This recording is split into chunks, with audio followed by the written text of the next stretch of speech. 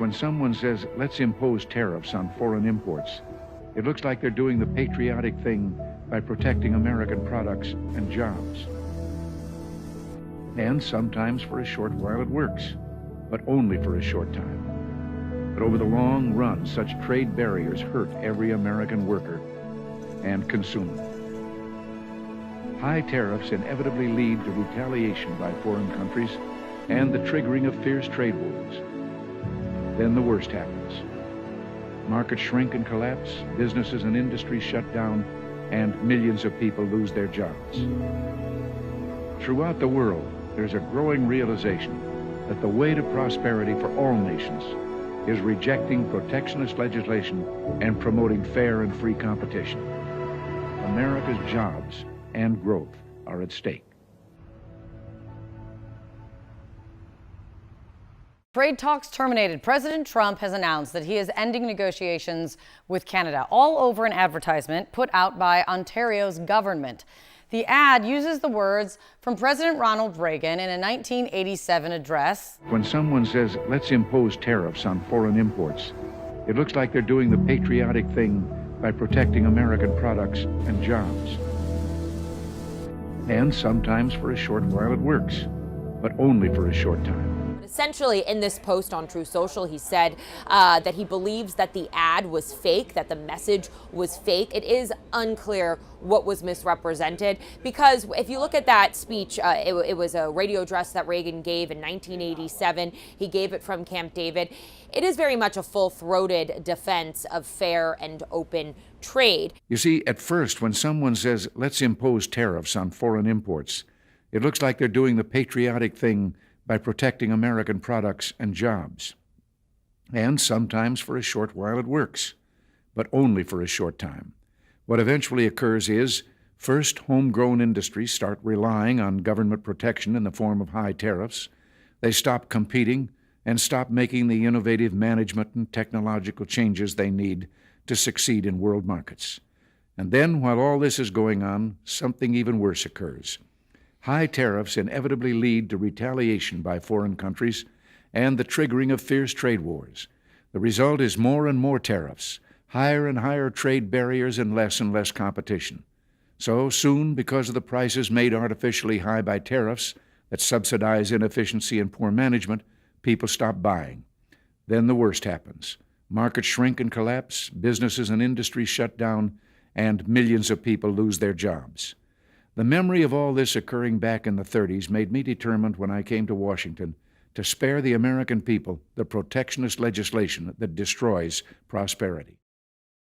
For months, we have stressed the importance of distinguishing things we can control and things we can't control.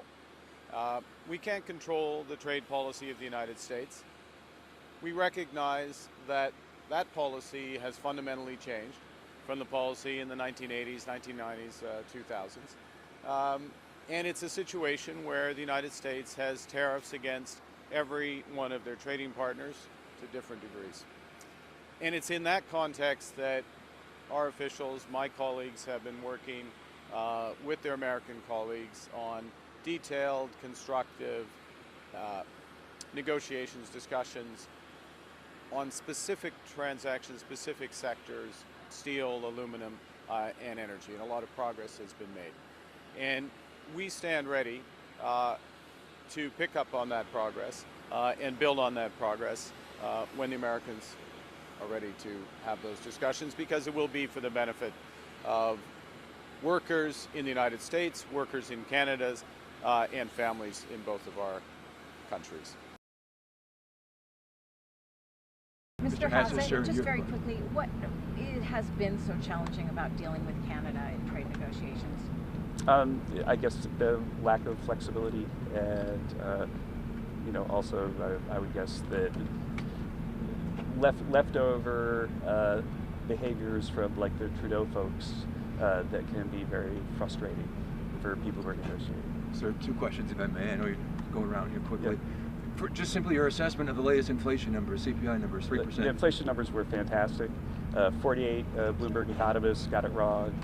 It was the core was down relative to August and down relative to expectation, And the top line number actually was inflated because there was a shutdown of a refinery in Indiana that made gas prices go up a lot in September, but we've seen those have already come down, so we're highly confident that the next number will even be below this.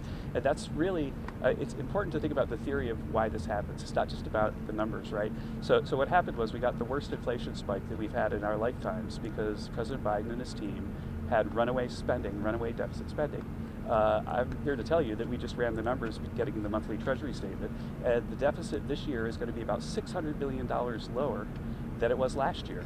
And that $600 billion decline is about equal, $200 billion of it is lower discretionary spending.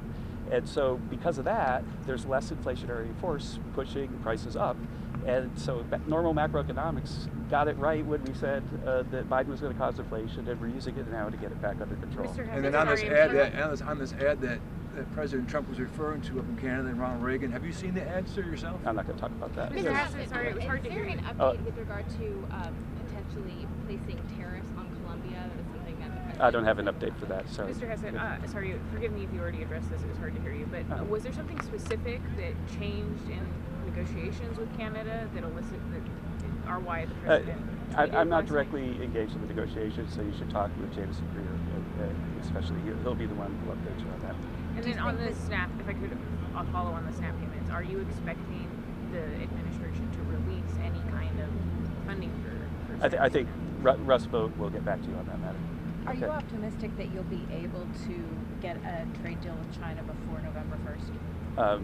We'll see how it goes. But we've got the top negotiators on earth, Scott Bessent and President Trump on the case. What so happens I got if you to don't go make back that now, guys. deadline?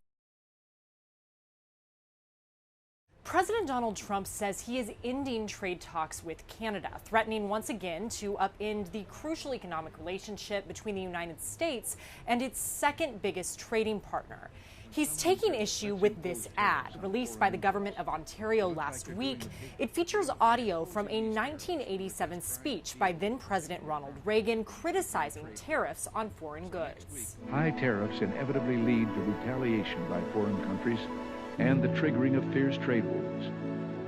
Then the worst happens. Markets shrink and collapse, businesses and industries shut down, and millions of people lose their jobs. The Reagan Foundation put out a statement saying it believes the ad, quote, misrepresents the late president's comments. While the clip did lack context and was edited down, the theme of Reagan's address was support for free and fair trade.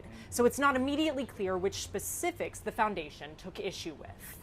Trump reacted on social media, writing in part, the Ronald Reagan Foundation has just announced that Canada has fraudulently used an advertisement which is fake, featuring Ronald Reagan speaking negatively about tariffs, adding in all caps, all trade negotiations with Canada are hereby terminated. The relationship between the United States and Canada has been tense in recent months, in part because of Trump's tariff policies. In brief remarks Friday, Canada's Prime Minister Mark Carney said that the country is focused on what it can control, which he says includes developing new partnerships and opportunities. At the White House, I'm Julia Benbrook.